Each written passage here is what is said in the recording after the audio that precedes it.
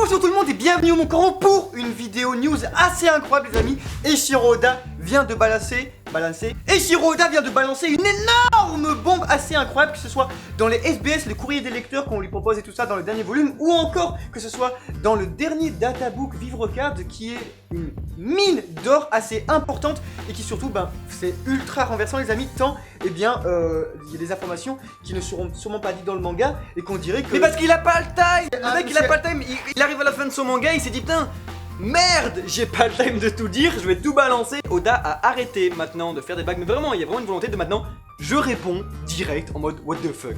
Et vous allez voir que Oda nous dit des trucs.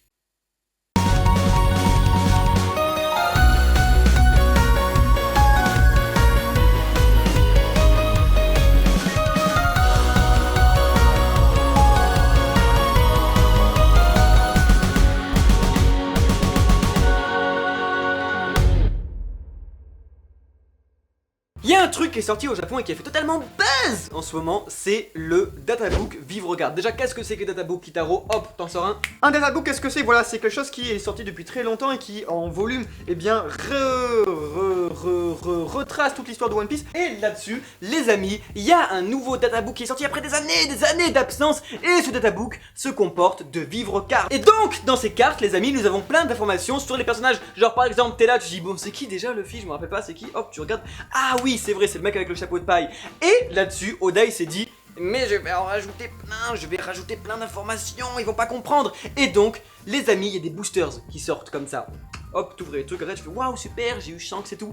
Et oh, j'ai eu Lukiru, mais what the fuck, c'est celui qui a trouvé le Gomu Gomu no. What the fuck. Donc ces fiches personnages les amis, c'est un projet qu'Eiichiro Oda et ses éditeurs ont dévoilé récemment, que c'est quelque chose qu'ils avaient envie de faire depuis extrêmement longtemps et que surtout, ce sera sûrement le dernier databook dans la mesure où, oui les amis, il sera éternel. Celui-ci sera un classeur où vous mettrez vos fiches de personnages et qui du coup voilà, vous le compléterez au fil du manga. Exactement. Et alors dedans, il y a des informations assez badantes, comme par exemple, comme il le disait, la fiche de Lukiru, où il est précisé que c'est Lukiru qui découvre le Gomu Gomu no Mi en le volant dans un bateau pirate. Et ça, c'est quand même Et on voit donc bien que c'est des informations importantes pour tout le manga. On apprend aussi tout simplement que oui, les amis, Kuina est définitivement crevée. L'escalier a gagné. Évidemment, il faut arrêter cette mauvaise foi, d'accord? Les pauvres qui ont fait des théories qui tenaient la route. Mais vraiment sur Kuina, en fait, Tashigi. Voilà, donc Kuina est définitivement morte. Adieu toutes ces théories, adieu tous les rêves de retour de Kuina. Elle est bien morte dans un escalier. Un truc méga important, mais surtout pas important parce qu'on le savait, mais on le savait pas, mais on le savait, c'était que Shanks et Roger ont une prime, ont bel et bien une prime. Roger avait une prime, Shanks a une prime. Et que donc, forcément, c'est mis sur ces fiches que la prime existe dans le manga. Est-ce qu'on va la voir, la prime de Roger? Est-ce qu'on Pourquoi il n'y a pas un personnage qui, je sais pas, la prime de Roger elle doit tellement être mythique, pourquoi il n'y a pas un personnage qui l'a dit? Brooke, dis-la la prime de Roger, il la connaît, je suis sûr. Brooke, il connaît la prime de Roger. C'est un truc de malade, dites-le. Autre truc hyper intéressant qui est expliqué sur la fiche de Roger, et c'est un truc que nous on a toujours voulu avoir. Vous savez, tous les fans de One Piece, on est là en mode putain, il nous faut trop un truc, un arc genre passé de Roger, ère de Roger et tout. Et ben là, Oda il nous fait un petit tease en disant qu'il y a 28 ans, oui, il y a 28 ans, pas mal, Roger découvre sa maladie. Il découvre donc qu'il est malade et que donc il va bientôt clamser, qu'il lui reste quelques années à vivre. Il y a 27 ans, c'est la bataille d'Edward, vous savez, contre Shiki qu'on voit dans l'épisode 0 et dans Strong World et tout, en mode Shiki qui est là en mode... Il y a 25 ans, Roger découvre le One Piece, donc c'est quand même bien 2 ans après qu'il a eu son ellipse, hein, voilà. Comment ça découvre le One Piece? C'est pas son trésor. Mais c'est ce qu'il dit dans la fiche. Oui, Roger, on va dire qu'on a rien entendu. If you didn't see it, it didn't happen. On va dire qu'il a trouvé Raftel. Voilà, et que donc, on va dire qu'il a trouvé Raftel et qu'il a mis son trésor. D'ailleurs, on n'a pas envie de savoir, on n'a pas envie de se faire spoil. Donc on sait pas si c'est son trésor, voilà. Non, il y a un chapeau géant à Marie-Joie. Non, pas du tout. Et il y a 24 ans, l'exécution de Roger. Donc on voit que son chemin de Roger s'est fait depuis sa maladie. À partir de sa maladie, il y a quand même 4 ans qui se sont écoulés jusqu'à sa mort. Donc, et 3 ans pour devenir le Seigneur des Pirates. Donc quand il a eu sa maladie, il était clairement pas Seigneur des Pirates quoi. Ah 2 ans après. Donc c'est longtemps, c'est comme si Luffy découvrait sa maladie à Marineford. Ouais, voilà. Un truc important, c'est qu'il fait la distinction entre Kuina et Zoro, c'est que tandis que Kuina nous dit que Shimotsuki c'est la ville de naissance tout ça de Kuina, et bien par contre c'est précisé pour Zoro que c'est sa ville d'enfance, mais qu'il n'y est pas né. Il a pas dit que c'est genre son endroit de naissance. Donc, le fils du Shogun, etc., de la lune, des nerfs et tout ça, quand est-ce qu'il revient? Eh bien, peut-être que du coup Zoro est ailleurs au coup. Mais un truc important quand même, moi, que je voulais noter, était que tous ceux qui disaient que le maître de Zoro, du dojo et tout ça, venait en réalité de Wano et qu'en réalité c'est un putain de maître, voilà, désabusé tout qui est venu et tout ça. Non, il est dit qu'il est né sur une île d'East Blue, comme un clochot. Mais en tout cas, Zoro ne vient pas de Shimotsuki. Mais ça me semblait évident, de toute façon, parce qu'il est orphelin là-bas, ça me semble. Mais on ne s'arrête pas là, les amis, avec What the fuck, le classeur, les amis, Ça, c'est la meilleure. se comporte de fiches. Voilà, no fake, no cake, je vous jure. Eh ben, il reste 4 emplacements de fiches entre Brook et Roger. C'est-à-dire que, du coup, on a Luffy qui est la carte numéro 1, la carte numéro 2 c'est Zoro, etc. Et on arrive au bout d'un moment où, eh bien, il y a un écart de 4 cases qui peuvent être rangées entre Brook, dernier Nakama, et Roger, premier personnage de One Piece, voilà. hors Et c'est Nakama. là, il faut pas nous prendre pour des schlags. Les éditeurs qui quelques jours avant disent oui, c'est le Eternal Log, ce sera comme ça que ça va être présenté jusqu'à la fin de One Piece, donc...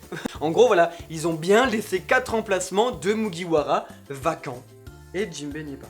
Et Jinbei n'y est pas. Donc à ce moment-là, les amis, est-ce que on pourrait pas rajouter Jinbei, 3 autres Mugiwara, et ensuite tous les personnages de One Piece? C'est comme ça qu'est présenté le log, et je vous jure les amis, qu'il faudrait qu'on vous le montre, on va bientôt se le procurer.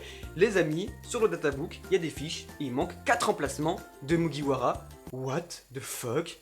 Je suis fatigué là, je suis vraiment fatigué. Oda, on lui a posé une question dans les SBS et c'est juste incroyable. C'est incroyable parce que il confirme une théorie qui est à la fois récente mais très importante.